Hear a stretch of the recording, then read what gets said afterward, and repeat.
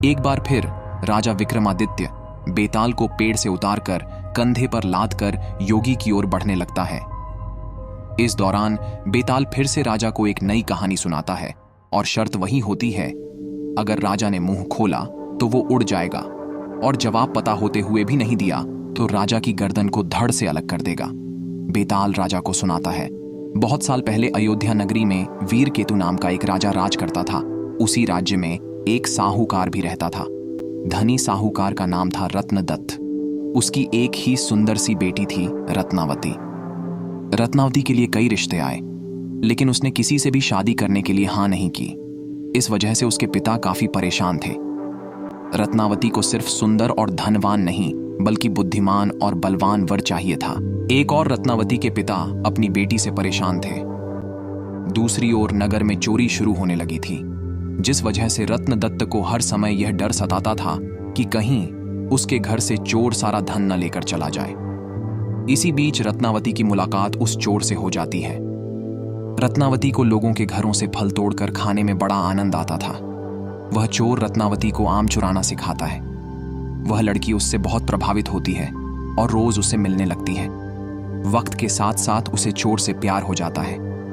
इधर चोर रोज रत्नावती से मिलने के बाद चोरी करने के लिए निकल जाता था। उधर अयोध्या में बढ़ती चोरी से परेशान राजा ने सारे मंत्रियों और पहरेदारों को डांट लगाते हुए कहा, नगर में रोज चोरियां हो रही हैं, लेकिन न तो कोई पहरेदार उसे पकड़ पा रहा है और न ही कोई मंत्री उसे पकड़ने की योजना बना पा रहा है। इसके बाद राजा ने खुद चोर को पकड़ने का फैसला लिया। चोर को पकड़ने के लिए राजा रोज रात को नगर में घूमने लगे। एक दिन राजा ने रात में किसी को घर में कूदते हुए देखा। राजा को शक हुआ तो वह भी उसके पीछे चल पड़े। जैसे ही राजा वहां पहुंचे तो चोर उन्हें देखकर कहने लगा, अरे मुझे तो लगता था कि यहां मैं ही एक चोर हूं, तुम भी चोरी के इरादे से यहां आए हो। राजा कुछ भी नहीं कहते। इसके बाद चोर कहता है, तुम भी चोरी के इरादे से आए हो और मैं भी, तो तुम्हें मुझसे डरने की जरूरत नहीं है, तुम एक तरह से मेरे मित्र हो। इसके बाद चोर राजा वीरकेतु को अपने घर चलने का निमंत्रण देता है। चोर का आग्रह सुनकर राजा उसके साथ चले जाते हैं। चोर उन्हें अपनी गुफा में ले जाता है, जहां उसने सारा चोरी का धन छिपा रखा था। राजा वीरकेतु इतना सारा धन और गुफा में मौजूद सुख सुविधाओं को देखकर हैरान रह गए। कुछ देर बाद राजा ने चोर से पूछा, तुमने इतना सारा धन इकट्ठा कर रखा है, तुम्हें चोरी करते हुए डर नहीं लगता? चोर जोर से हंसकर कहता है, राजा की सेना में कोई भी साहसी नहीं है और न ही वो अपने काम को ईमानदारी कर रहे हैं। अगर एक व्यक्ति भी अपना कार्य ईमानदारी से करता तो इतना मुश्किल नहीं होता मुझे पकड़ना। एक चोर राजा की पूरी सेना पर भारी पड़ गया है, वहां कोई योद्धा ही नहीं है। यह सुनते ही राजा ने अपनी तलवार निकाली और चोर से युद्ध करके उसे अपना बंदी बना लिया। चोर हैरान रह गया। उसे कुछ देर बाद समझ आया कि इतनी देर से राजा भेष बदलकर उसके साथ थे। राजा वीरकेतु उसे अपने साथ राजमहल ले जाते हैं और फांसी पर चढ़ाने की सजा सुना देते हैं। जैसे ही इस बात का ऐलान होता है कि चोर पकड़ा गया और उसे फांसी होने वाली है, तो रत्नावती परेशान हो जाती है।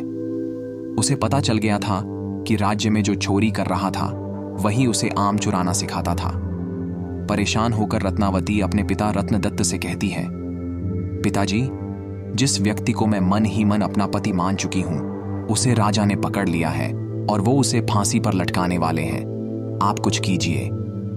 रत्नदत्त को अपनी बेटी की बात समझ ही नहीं आती है। तब वह अपने पिता को चोर और अपनी मुलाकात के बारे में विस्तार से बताती है और कहती है कि वो उसके बिना नहीं रह सकती है। रत्नदत्त अपनी बेटी को समझाने की कोशिश करता है। जब बेटी नहीं मानती है तो वह मजबूर होकर राजा के पास चला जाता है। वह राजा को बताता है कि उसकी बेटी रत्नावती चोर से बहुत प्यार करती है। अगर उसे फांसी हो गई तो वह भी अपने प्राण त्याग देगी।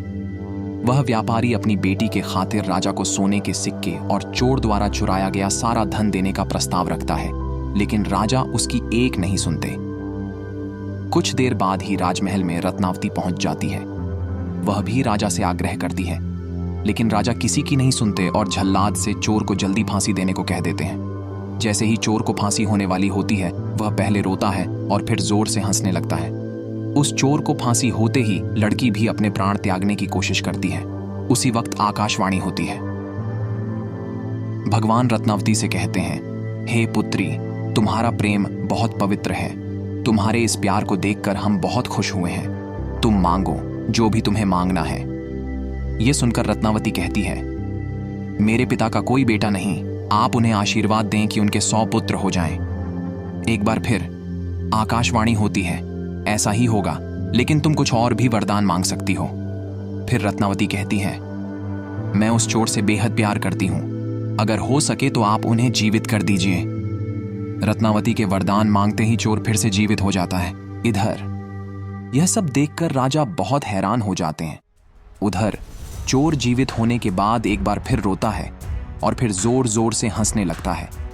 इसी दौरान राजा चोर को कहते हैं, अगर तुम सही रास्ते पर चलने का वचन देते हो तो मैं तुम्हें राज्य का सेनापति घोषित करने को तैयार हूं।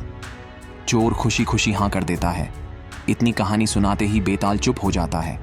फिर विक्रमादित्य से पूछता है, हे राजन, बताओ वह चोर फांसी चढ़ते समय और जीवित होने के बाद क्यों पहले रोया और फिर हंसने लगा?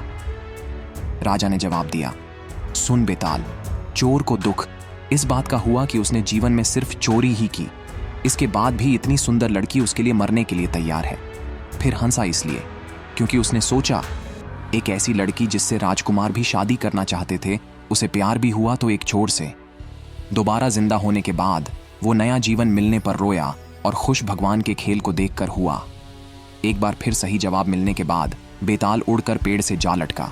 सच्चाई और मेहनत की राह अपनाकर अपने पिछले बुरे कर्मों को हराया जा सकता है। कहानी से सीख। पहली सीख यह मिलती है कि प्यार में बड़ी ताकत होती है। दूसरी सीख यह है कि जीवन में सही व्यक्ति को चुनने से कई परेशानियों से बचा जा सकता है।